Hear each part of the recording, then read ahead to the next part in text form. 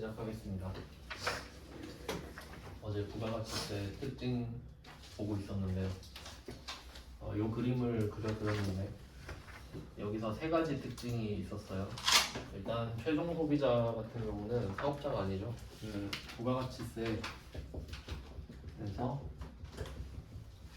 납세자는 사업자인데, 사업자는 그 두 가지 특징이 있습니다. 어제 계속성 말씀드렸는데 계속성이랑 독립성도 필요해요.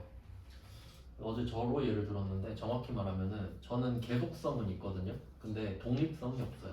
그 말은 학원에서 월급을 주니까 이걸 하고 있다는 소리예요. 그러니까 저는 종속적이지 독립적이지 않아요. 그러니까 만약에 제가 학원을 차려서 제 의지대로 하면 그건 사업적이죠. 근데 저는 근로자입니다. 종속적이기 때문에. 근데 계속 하는데 내가 독립적으로 해. 그러니까 누가 시키는 게 아니라 내 판단대로. 그럼 사업자예요. 뭐 그런 이유가 있고요. 그래서 최종 소비자는 이때 1,000원짜리 물건을 샀을 때 100원을 부담한다 그랬죠? 근데 이 사람은 담대자고요. 세금을 부담하고, 그 다음에 A랑 B는 지금 제조업자랑 도소매업자거든요. 이 사람들은 사업자니까 납세자에 해당되죠. 이 둘이 일치하지 않은 상황을 간접세라고 말씀드렸습니다. 그러니까 이런 거는 또 어떻게 적용을 할 수 있냐면, 보통 나라에 돈이 없을 때 돈을 만드는 방법이 두 개가 있죠. 첫 번째는 증세, 세금을 늘리자. 보통 민주당 쪽에서 정권 잡으면 세금이 올라갑니다. 진보에 가까우니까. 그리고 국채를 발행하는 방법이 있다고 말씀드렸었거든요. 근데 만약에 세금을 올리는 거를 선택했다고 합시다. 그러면 세금을 올리자라고 했을 때 우리는 그걸 따져볼 수 있어야 돼요. 직접세냐 간접세냐 이걸 따져봐야 돼요. 그러니까 세금을 올리자라고 했을 때 제가 뭐 기억하는 거는 503 그때 담배 가격 올렸잖아요. 그때 제 기억으로 2,500원짜리가 4,700원인가 4,500원인가 그렇게 됐죠. 요게 증세잖아요. 증세 중에 하나죠. 그러면 이게 무슨 세금이냐 이거죠. 한번 생각해보세요. 이거는 담배 안 피는 사람은 상관없죠. 담배 피는 사람만 피보는 거 아니에요? 근데 통계상으로 저소득층이 담배를 많이 핍니다. 근데 그럴 것 같죠 왠지. 왜냐면 여러분이 막 로또 당첨되잖아요. 로또 한 20억 당첨되잖아요. 술, 담배 끊을걸? 그럼 이 돈을 이제 어떻게 앞으로 굴려가면서 미래를 쫙 그릴 거 아니에요. 일단 몸에 안 좋은 걸 끊겠지. 통계상으로 그래요. 통계상 많이 벌어도 피는 사람도 있겠죠. 그러면 이건 간접세죠. 소비세니까. 그러니까 담배 안 피는 사람은 상관없잖아요. 그럼 요거는 저소득층한테 불리하죠. 근데 간접세를 높인다고 하면 저소득층한테 불리한 게 돼요. 상대적으로. 그럼 직접세를 늘리면? 직접세는 보통 소득세거든요. 그러면 돈 많이 버는 사람들한테 세금을 많이 걷자는 뜻이 돼요. 이해됩니까? 그러니까 증세를 하자 했을 때 우리가 바로 반감을 가질 게 아니라 그게 직접세냐 간접세냐 한번 물어보고, 저는 간접세 올리자면 싫어할 거예요. 난 저소득층이니까. 근데 부자들은 좋아하겠지. 그러니까 담배 안 피는 사람들한테 담배세 올릴게요. 그러세요. 이럴 거 아니에요. 근데 피는 사람들은 싫어할 거 아니에요. 이런 느낌이에요. 그러니까 좀 정치적으로 이용하는 게 있죠. 좀 세금이랑 정치랑 좀 많이 관련이 있어요. 그래서 간접세. 그 다음에 다단계 거래세도 말씀드렸죠. 원래는 이제 사업자 같은 경우는 부가가치세를 부담하지 않는 게 정상이라고 했죠. 그러니까 부담을 안 하는 거예요. 납세는 하죠. 부담을 안 하지. 왜냐면 사용을 안 하니까. 근데 어제 말씀드렸죠. 이 B라는 도소매업자가 물건을 A한테 사오면서 세무서한테 말하죠. 저는 이 물건을 쓸 게 아니라 사다가 팔 거거든요. 근데 이 세무서는 안 믿는다 그랬죠. 아니 네가 그 물건을 쓸지 안 쓸지 내가 어떻게 알아? 팔아봐야 아는 거 아니냐? 그러니까 일단은 내라. 너도 소비자처럼. 너도 일단 나는 물건을 사용했다고 간주하겠다. 그럼 일단 60원 내. 그럼 일단 냈죠? 그리고 팔 때 봐봐요. 안 썼죠? 팔았죠? 그래 60원 돌려줄게. 이런 느낌이었죠. 그러니까 결과적으로 단계마다 부가세를 걷게 된다. 그러니까 단계마다 부가세를 부과한다는 소리는 아무도 안 믿는다라고 생각하면 돼요. 너도 물건을 쓸 수 있지 않느냐. 그래서 다단계 거래세 성립. 그 다음에 마지막이 전단계 세액 공제.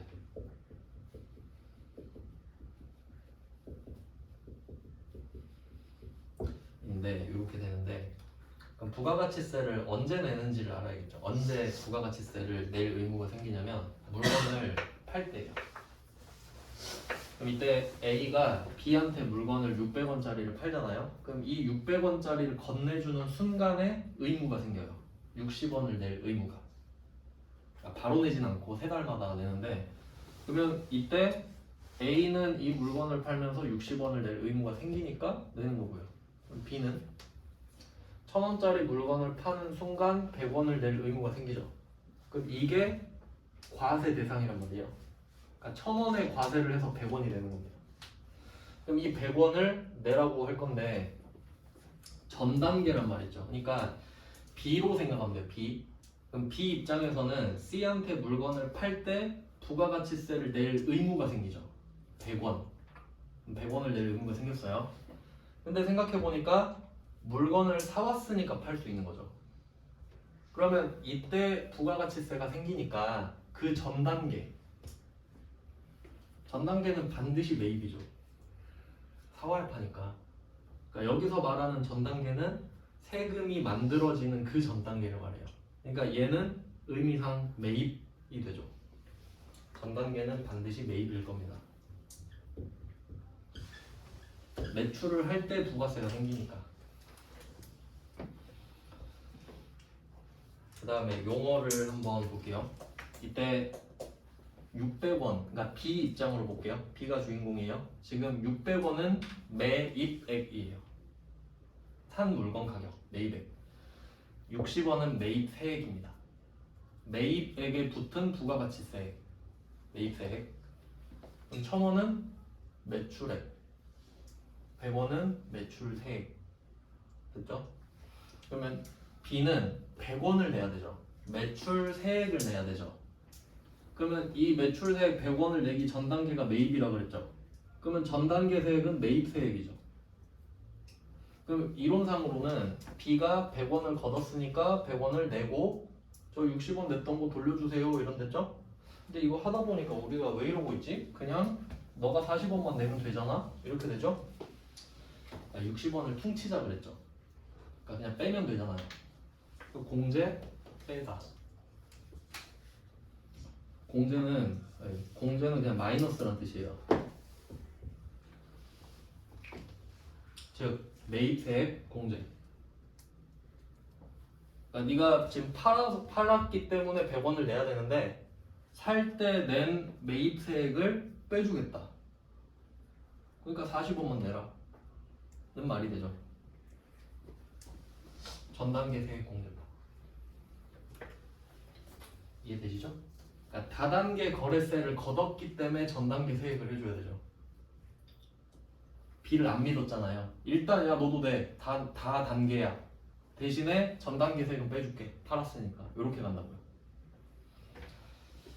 네, 이런 내용이에요. 그러니까 이게 사업자가 부가가치세를 안 내려면요 2가지여야 돼요. 첫 번째는 지금처럼 이 물건을 사용을 안 하고 팔아야 돼요. 맞죠? 이건 확실하죠? 내가 사용을 안 했는데 왜 부가가치세를 내냐? 두 번째는 사용을 해도 사업에 관련된 상태로 쓰면 봐줘요. 사업을 할 때 쓰는 건 봐줘요. 개인적으로 쓰는 게 안 된다 이거지.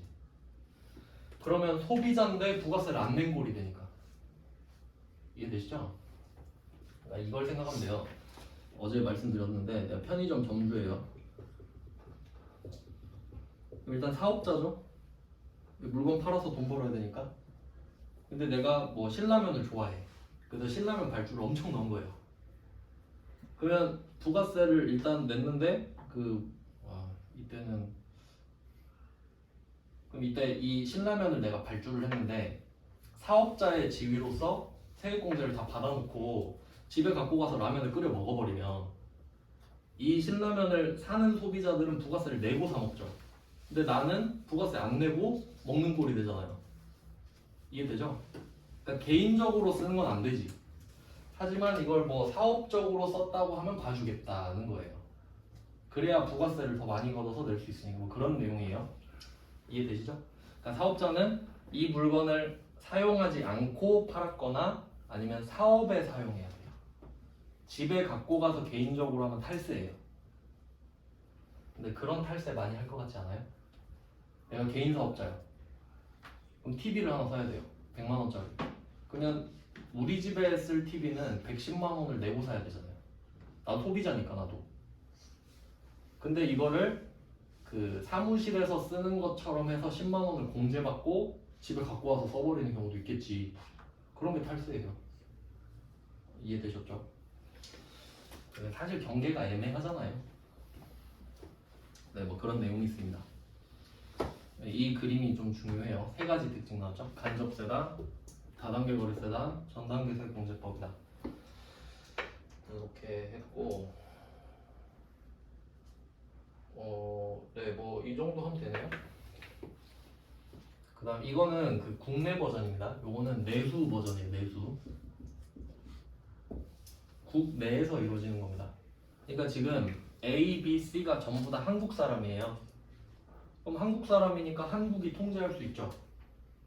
그러니까 이게 가능하거든요. 그 다음 이제 외수 버전을 볼 거거든요. 외수, 해외 버전. 우리나라가 지금 현재 GDP 1인당 3만 달러 넘었죠. 근데 그 중에 절반 정도가 수출이거든요. 아마 절반 이상일 거예요. 우리나라 수출을 안 하면은 돈을 벌 수가 없죠. 구조상 자원도 없고 하니까. 그래서 수출 수입도 굉장히 중요합니다. 실제로 안 나올 수가 없다는 거죠. 그럼 수출 수입하면 저절로 외화가 나오고 환율이 중요해지고 그렇게 되는 거죠. 그 나라 금리와 우리나라 금리 차이도 중요해지고 그럴 수밖에 없는 거예요. 그러면 외수 버전으로는 이제 특징 중에 소비 지국 과세 원칙이 있어요. 소비 지국 과세 원칙. 일단 이름만 적어놓고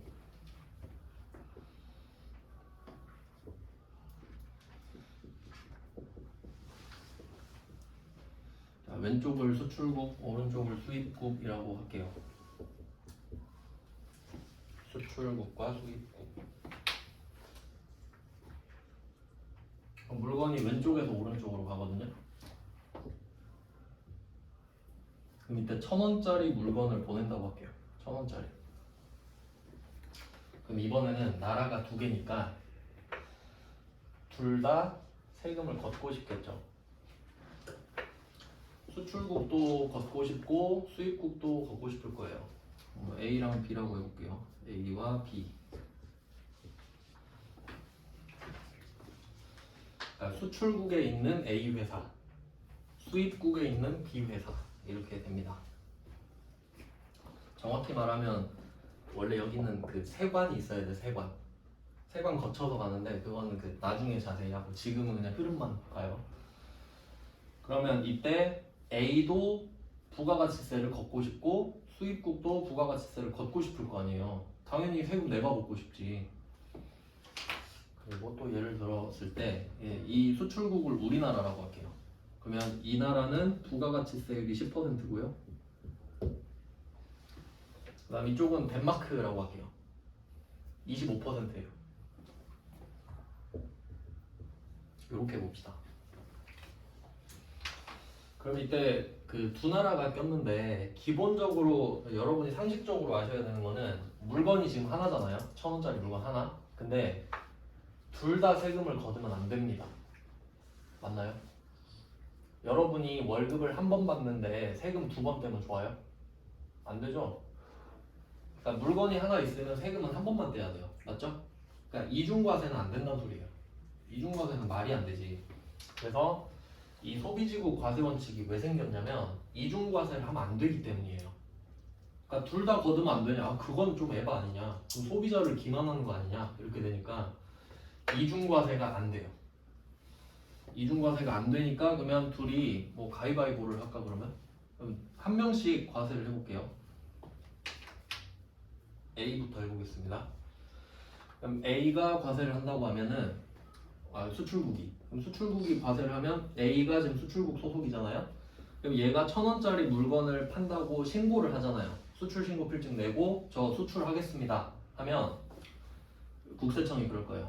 1,000원짜리 수출하네 100원 내놔 라고 하겠죠. 그러면 100원을 일단 내요. 자, 그러면 이 A는 이 물건을 1,100원에 보낼 겁니다. 맞아요? 1,100원에 보내요. 그래서 도착한 물건이 1,100원입니다. 그러니까 100원을 냈으니까 그 100원을 포함해서 넘길 거 아니에요. 그래야 이 사람 1,000원 받으니까.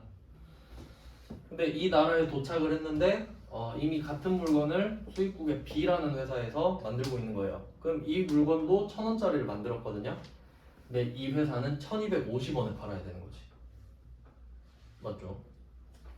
네, 또 여기서 포인트는 A가 10%를 과세를 했기 때문에 B는 과세하지 않는 거예요. 그러니까 1,100원에 또 25%를 하면 안 되잖아요. 그러니까 얘는 물러나주는 거지. 네가 했으니까 난 안 할게. 근데 이 나라에서 1,000원짜리 물건이 1,250원에 팔리고 있습니다. 가격 차이 나죠? 근데 이 가격 차이가 품질 때문에 날까요? 세금 때문에 나죠. 둘 다 1,000원짜리 물건이죠. 그러면 일반적으로는 사람들이 1,100원짜리를 많이 사지 않겠어요? 세금 차이니까. 그럼 이게 겁나 많이 팔린다고 할게요. 이걸 사람들이 다 사는 거예요. 그러면 이 B가 뭐라고 하겠어요? 지금 너 때문에 내 장사를 다 조지고 있다. 넌 왜 국민을 괴롭히냐 이럴 거 아니에요. 그럼 그것도 그렇죠. 그러니까 수입국이 야 나 너한테 수입하면 안 될 것 같아. B가 싫어하더라. 그럼 둘이 사이 좀 뻘쭘해지죠. A가 과세를 했을 때, 그러니까 수출국이 과세를 하면, 그럼 사이가 안 좋아졌으니까 네가 해봐라 라고 하면 네가 한번 해봐라. 자, 그러면 이번에는 A가 B한테, 그러니까 수출국이 수입국한테 맡긴 거예요. 그러면 얘는 전제가 뭐냐면 수출국은 그럼 과세를 하면 안 되지. 그럼 이때는 1,000원짜리 물건을 그냥 보내요. 그러니까 이때 수출을 하잖아요. 그럼 수출을 할 때는 상대방한테 이제 과세를 맡겨야 되니까 0%로 보내요. 형식적으로 하는 거예요. 그러면 이때 1,000원짜리를 그냥 보냅니다. 그럼 이때 도착을 해서 얘가 과세를 하겠죠. 그럼 이 물건이 1,250원이 돼요. 맞죠? 그럼 우리나라 물건 1,250원, 얘 나라 물건 1,250원. 그럼 이제는 사람들이 취향에 따라 고르겠죠. 그냥 뭐 사고 싶은 거 사면 되잖아요. 그러면 이제 B가 수입국을 미워할 이유는 없죠. 공평하잖아요, 이제. 둘이 사이도 나쁠 이유 없죠. 그럼 생각을 해보니까 수입국이 과세를 하는 게 맞겠다라는 결론이 되는 거예요. 결국 수입하는 나라의 부가가치세율을 따라야 공평해지니까. 맞죠? 그러니까 이중과세가 안 된다부터 시작해서 둘 다 과세를 해보니까 그럼 수입국이 과세를 하면 되겠네. 소비지국이 과세를 하는 걸 원칙으로 하자. 소비지국 과세 원칙입니다. 여기서 소비지국은 수입국이고 수출국은 생산지국이라고 하는데 어차피 그런 나라는 없습니다.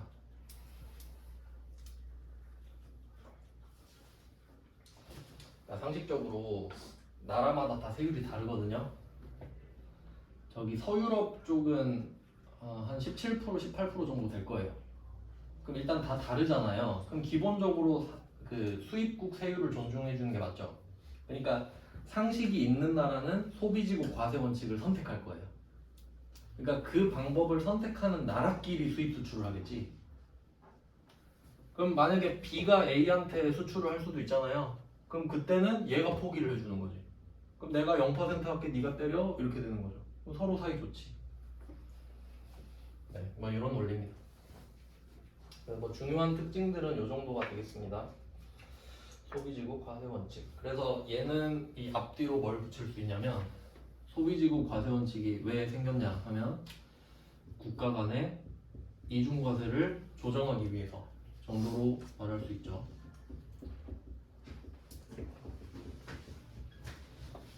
그러니까 나라가 두 개인데 둘 다 과세하면 되겠냐?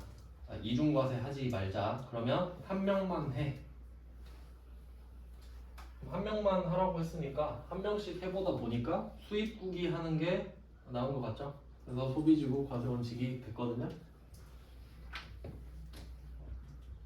그리고 그 결과 소비지국이 과세를 하니까 저절로 수출국은 0% 세율을 적용하게 되죠. 수출국은 0세율을 적용합니다. 0세율, 0%의 세율. 그래서 요게 수출을 하면 0세율이 되는구나 이렇게 정리가 돼요.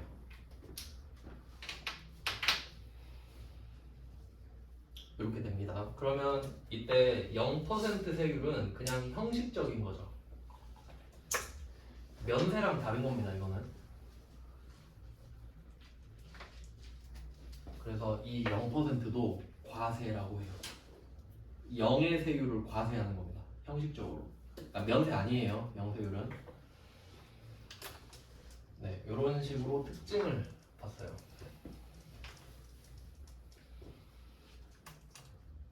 특징들을 보고 이제 다음 주제로 넘어갈 겁니다. 이제 사업자를 볼 거예요. 이 부가가치세에서 납세자가 사업자다 보니까 사업자는 어떤 종류가 있는지를 좀 볼게요. 그래서 이거 그 면세랑 영세가 좀 잘 나오는데 어제 면세 알려드렸죠. 그럼 영세랑 면세랑 표면적으로 비슷하거든요. 나중에 자세히 할 텐데 면세, 그러니까 예를 들어 내가 1,000원짜리 물건을 팔잖아요. 그럼 내가 면세 사업자면은 1,000원짜리 물건에 부가가치세가 면제되는 거예요. 그럼 1,000원짜리 물건을 1,000원에 팔아. 됐죠? 그 다음에 1,000원짜리 물건을 수출하면 여기 0% 적용한다 했죠. 그럼 결과적으로 1,000원에 빵원이 붙죠. 어차피 1,000원에 파는 거 아니에요? 그러니까 이 두 개가 표면적으로 비슷해 보이죠. 둘 다 1,000원에 팔잖아요. 근데 얘는 면세, 얘는 과세. 엄청 중요한 거예요, 이게. 0%는 면세가 아니라 과세다. 일단 뭐 차이는 그렇고. 그러면 영세는 이렇고 면세는 왜 나왔는지 어제 말씀드렸죠. 부가가치세 특징 중에 물세가 있었잖아요. 물건에 세금을 붙인다. 그러니까 예시를 하나씩 묶어두시면 좋은데 제가 어제 그랬잖아요. 연봉 1억인 사람이랑 2천만 원인 사람이 둘 다 1,000만 원짜리 차를 산다. 그럼 둘 다 부가세 100만 원을 내는데 누가 더 부담스럽냐 이렇게 말했었죠. 그럼 연봉이 적은 사람이 부담이 클 수밖에 없다 그랬죠. 그게 물세의 단점인 역진성. 그럼 그 역진성이라는 단점을 알고 있으면 완화를 좀 해달라 이럴 거 아니에요. 그래서 그 해결하는 방법이 뭐 근본적인 문제는 아니지만 그걸 해결하는 건 아니지만 저소득층이 주로 사는 물건에 부가세를 면제해 주겠다. 그래서 면세는 왜 태어났냐라고 하면은 역진성 완화. 그럼 영세율은 왜 나왔냐 하면은 소비지국 과세 원칙 때문이다라고 해야죠. 소비지국이 과세를 해야 되니까 수출국은 한 발 빼줘야 될 거 아니에요. 뭐 그런 원리가 있습니다. 그러니까 취지를 물어볼 때는 이 정도 답이 되겠죠. 영세랑 면세랑 비교하는 거 되게 많이 나와요.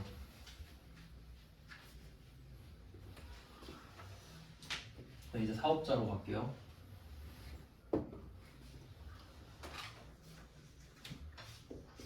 일단 크게 과세 사업자랑 과세 사업자랑 면세 사업자가 있습니다.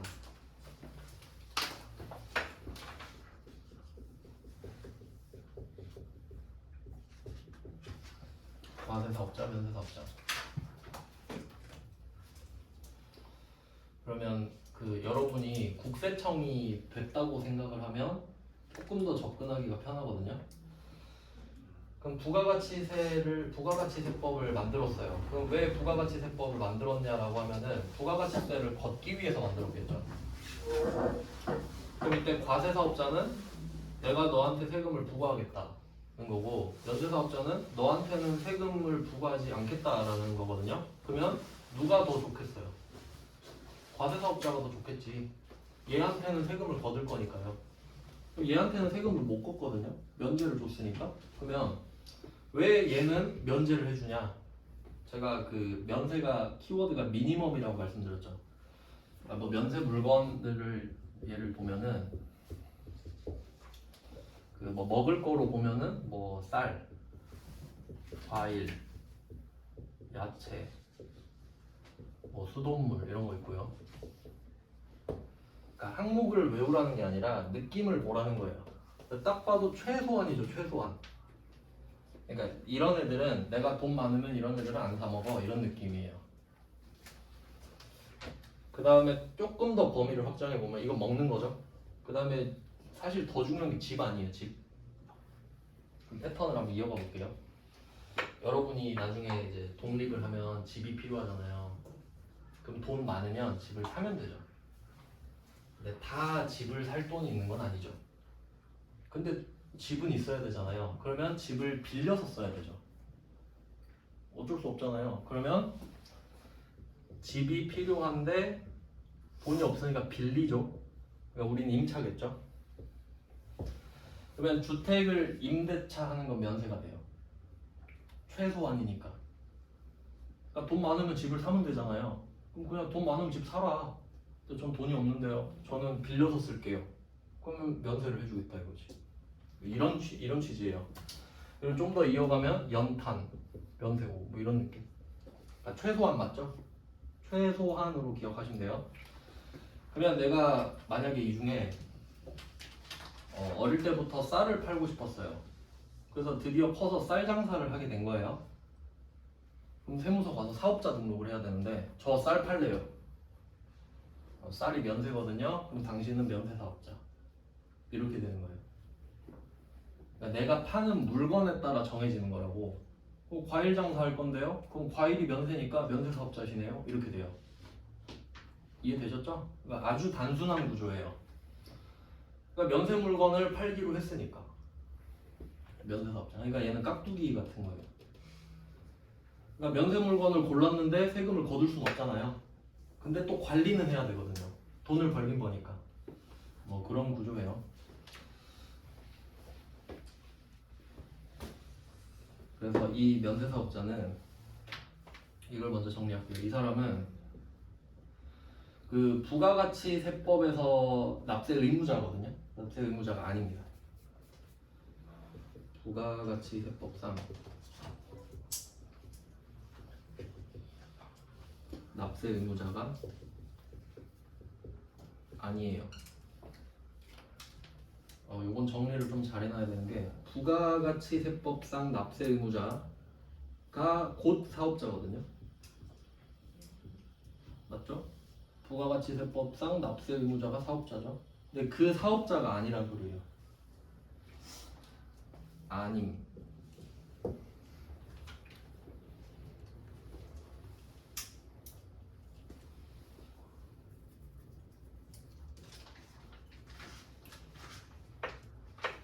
그럼 이게 뉘앙스를 파악해 볼까요? 뉘앙스? 그럼 얘는 무조건 납세 의무자가 아니라는 소린가요? 부가가치세만 안 낸다는 소리지. 그럼 얘가 법인이면 법인세는 내요. 개인이면 소득세는 내는 거예요. 뭐 그런 식인 거예요. 그러니까 부가가치세 이야기를 하니까 적어도 얘는 부가가치세를 내진 않는다. 내는 소리죠. 그러니까 쉽게 말하면 사업자가 아니라고 하는 거잖아요. 그럼 비사업자죠, 이 사람. 비사업자라고. 부가가치세법상 비사업자입니다. 그러니까 우리 같은 소비자랑 다를 게 없다는 소리예요. 소비자도 비사업자죠.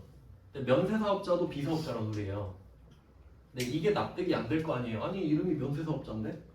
하지만 세금을 안 낸다는 뜻으로서 사업자가 아니라는 거예요. 이해됐죠? 그럼 일단 얘는 깍두기는 좀 빼놓고 여기 메인 아니에요. 과세사업자. 얘한테 과세를 하니까 얘네들은 세금을 갖다 주겠죠. 얼마나 이쁘겠어요? 이제 정리를 합니다. 두 가지로 나눠지는데 간이과세자. 정확하게는 간이과세 사업자겠지만 간이과세자라고 하고요. 그 다음에 일반과세자. 두 개로 나눠져요. 둘 다 과세죠. 과세니까 세금을 낸다는 소리네요.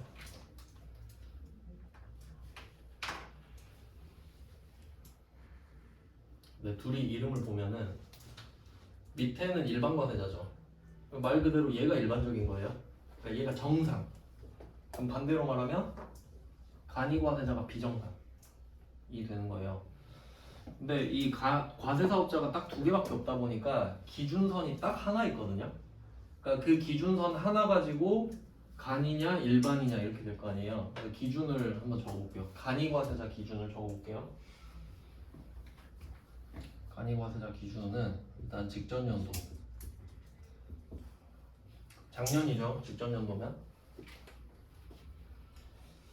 두 번째는 공급 대가입니다. 이제 요게 중요한 말인데 공급 대가.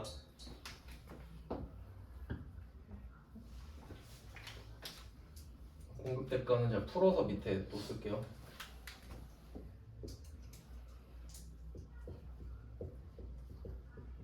공급 가액, 부가가치세 더하면 공급 대가. 요거 되게 중요합니다. 공급 가액에 부가가치세를 더하면 공급 대가가 된다. 그러면 이때 공급 가액은 부가가치세에서 얘가 과세 표준이 돼요. 과세 표준. 어디다가 세금을 부과할 거냐, 이게 과세 표준이죠. 제가 이거 설명하려고 자동차세 배기량 이야기했죠. 그럼 자동차세를 걷겠다. 그럼 어떻게 걷을 거예요? 그러니까 너 배기량 몇이야? 이렇게 되는 거죠. 그럼 이번엔 부가가치세를 걷겠다. 그럼 어떻게 걷을 거예요? 하니까 너 공급가액 얼마야? 이렇게 해요. 그럼 공급가액이 뭐예요? 하니까 네가 판 물건 가격이 되는 거죠. 그럼 1,000원에 팔았다고 할게요. 1,000원에. 우리가 이 물건을 1,000원에 팔고 싶어요. 그럼 1,000원에 공급을 하겠다는 소리예요. 공급하는 가격이 1,000원. 그럼 부가가치세 거둘게. 너 공급가액 얼마야? 하니까 1,000원이요. 이러죠? 그럼 1,000원에 10% 때릴게. 이렇게 되죠. 그러니까 공급가액 자체가 과세 표준이 되는 거죠. 그러니까 이 과세 표준이랑 공급가액이 같은 말인 게 아니라 세번마다 과세 표준이 다른데, 자동차세는 배기량이 과세 표준, 부가가치세에선 공급가액이 과세 표준, 이런 거예요. 기준이 다르다 이거죠. 그럼 이 부가가치세는, 자, 이것도 중요한데, 이 1,000원짜리 물건을 국내에 팔면 1,100원이에요. 맞죠? 1,000원짜리 팔 때 100원을 낼 의무가 생기니까. 근데 이거 수출하면 1,000원에 팔지. 자, 여기서 부가가치세는 100원 또는 빵원 이렇게 가야 돼요. 국내에 팔면 100원, 수출한 100원. 똑같은 물건인데. 자, 근데 지금은 100원이라고 할게요. 그럼 공급 대가가 1,100원이 되죠. 이유는 내가 1,000원짜리 물건을 공급하는데, 이 1,000원짜리 물건을 공급하는 순간 100원을 낼 의무가 생기죠. 그러니까 그 대가로는 1,100원을 받아야 돼요. 방금 내가 900원밖에 못 먹잖아요. 그러니까 대가는 부가세가 포함된 금액이에요. 이렇게 보시면 돼요. 그러니까 이 앞으로는 어떻게 하시면 되냐면, 공급 대가라는 말이 나왔다. 이 말은 부가가치세 포함, 이렇게 해석하시면 되죠.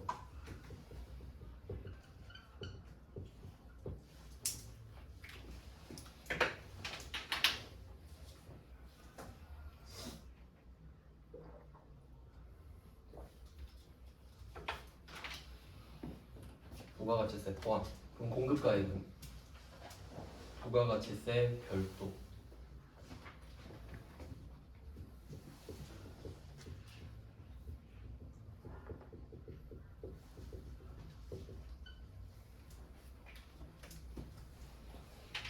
일단 이걸 이해하셔야 된다.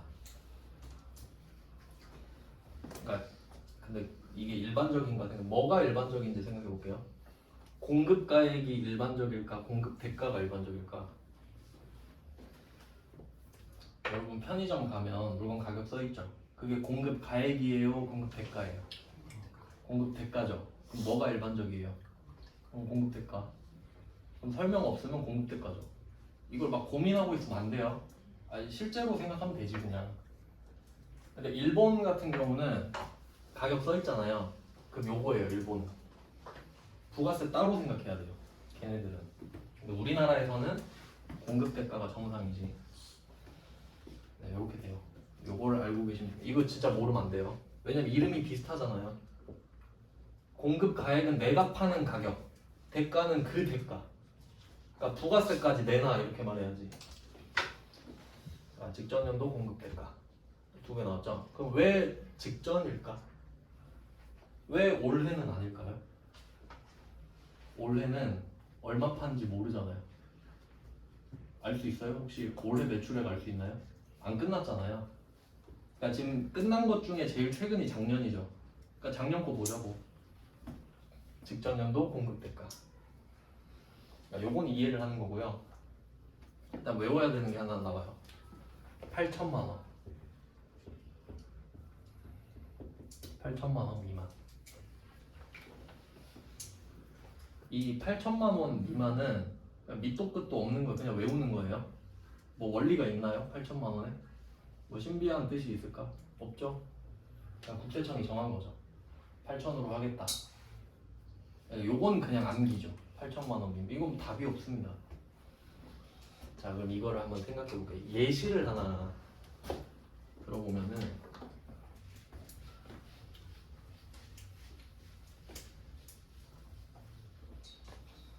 자, 공급 대가가 8천만 원 미만이잖아요. 그러니까 공부를 하실 때 그냥 8천만 원인갑다 하는 것보다는 조금 와닿아야 돼요.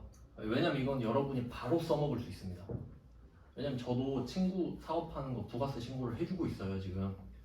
왜냐면 배워서 아니까. 여러분도 할 수 있다는 소리예요. 부가가치세 신고 정도는. 그것도 원래 돈 주고 맡기죠. 근데 규모가 작은 사람 건 해줄 수 있다는 소리거든요. 그럼 8천만 원 뭐 하려고 그랬지? 8천만 원 미만? 아, 네. 그러면 우리가 무슨 물건을 판다고 할게요. 제 친구는 그 디자인 수익을 내는데 디자인 해주고 돈 받는 거 있죠? 그 포토샵 일러스트 이런 거 해가지고 만약에 7천만 원이 매출액이라고 합시다. 그럼 부가가치세가 700만 원 붙겠죠? 이런 식으로 예를 들어보자 이거지. 내가 1년 동안 7천만 원을 벌었는데 7,700만 원을 요구해야겠죠. 왜냐면 이 700은 내야 되니까. 그럼 이때 이게 8천만 원 미만이죠. 그럼 이 사람은 간이과세자죠. 이런 느낌을 받아야 된다고 실제로. 아, 7천 정도구나. 그럼 대충 한 12로 나누면은 한 뭐 600 정도 되나요? 근데 이제 우리가 회계를 좀 배웠으니까 대충 쪼개면 한 600 나오죠. 600 좀 안 되죠? 600을 벌었잖아요. 그럼 600이 다 남았을까? 그럴 리가. 땅 파서 장사하는 거 아니잖아요. 나도 돈을 썼겠지. 근데 뭐 디자인 수익은 좀 원가가 적겠지만 보통 제조업 같은 경우는 80%를 쓰거든요. 그러니까 예를 들어서 제조업은 600을 벌었다면 500을 썼다고요. 이미. 그러면 100 버는 거죠. 100. 그럼 100만 원 벌 거면은 좀 차라리 알바가 낫지 않나? 그렇죠? 그러니까 한 8천으로 해줬다 이 정도 느낌을 받으셔야 된다고. 알겠죠? 그래야 기억에 남을 거 아니에요. 아, 저 사람 힘들겠구나 이 느낌을 받으셔야 된다고. 그러면 이때 간이라는 말이 간단하고 쉽게란 뜻이거든요. 그럼 일반은 정상이랬죠. 그러니까 일반 과세자는 네가 부가세 100원을 걷었으니까 100원 내놔. 이게 일반이죠. 거둔 만큼 내놔. 간이과세자는 아이고 너는 돈을 좀 많이 못 버네. 내가 다 걷진 않을게. 좀 그냥 간단하게 대충 걷을게. 요런 느낌인 거예요. 그러니까 얘는 걷은 걸 다 안 내. 그 느낌을 받아야 돼. 아, 얘는 좀 봐주는구나. 왜냐면 좀 가난하니까. 그 다음에 네 번째가 개인 사업자예요.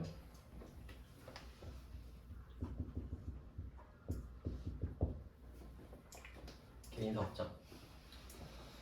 그러면 개인 사업자도 있고 법인 사업자도 있어요. 개인 사업자는 내 이름으로 사업하는 사람이에요. 내 이름이 곧 사업장인 사람이 개인 사업자. 그럼 법인은 삼성전자 이렇게 법인을 세워서 사업을 하는 거죠. 그러니까 법인은 대표가 필요해요. 법인은 사람이 아니니까. 근데 개인 사업자는 내가 곧 대표죠. 그러면 법인 사업자는 무조건 일반 과세자입니다. 그러니까 사업자 형태가 개인이 있고 법인이 있다고 했잖아요. 그럼 법인도 8천만 원 못 버는 사람들 많겠죠. 근데 법인은 좀 그 여유가 있다고 봐요. 너 그래도 돈 벌려고 작정하고 법인 설립 등기도 쳤는데 너는 안 봐줘도 될 것 같은데? 이런 느낌. 그러니까 법인은 무조건 일반 과세자. 무조건. 저 법인이에요. 그럼 일반 과세자시네요? 이렇게 돼요. 전 개인 사업자예요 라고 하면은 혹시 직전 연도 공급 대가가 어떻게 되시죠? 이렇게 간다고.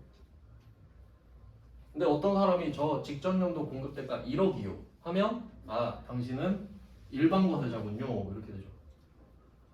8천만 원 미만이 간이 과세자니까. 그럼 8천만 원 이상이 일반 과세자겠네. 이해되시죠? 법인은 무조건 일반, 개인은 8천 기준으로 왔다 갔다. 기준이에요. 저거 되게 중요하겠죠?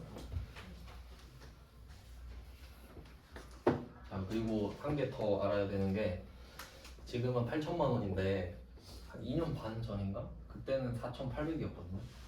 그러니까 사실 세법 공부할 때는 지난 세법은 알 필요가 없어요. 맞죠?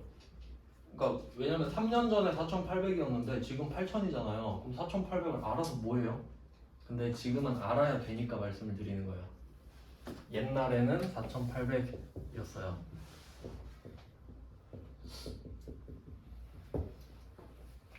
일단 이렇게 됩니다. 그러니까 이때 우리가 뭘 파악해야 되냐면 8천만 원 미만이랑 4,800만 원 미만은 논리가 없어요. 맞죠? 그냥 국세청이 만든 거 아니에요. 그러니까 이렇게 정했으니까 니들은 외워 이거죠. 근데 우리가 그래도 한 개 파악할 수 있는 게 있어요. 방향은 파악할 수 있어요. 4,800에서 8,000이 됐다는 게 중요한 거예요. 그러니까 숫자는 외워야 되지만 금액이 커졌죠. 이걸 흐름을 봐야 된다고.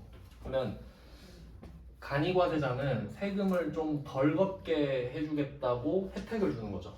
그러면 옛날에는 4,800만 원 미만이었거든요. 그러면 옛날보다는 지금이 간이과세자가 더 많지 않아요? 그 흐름 정도는 읽어야 된다고. 금액은 외우는 거지만. 그러면 왜 범위를 늘려줬을까? 라고 생각을 해보면 제가 한 2, 3년 전이라 했죠. 코로나.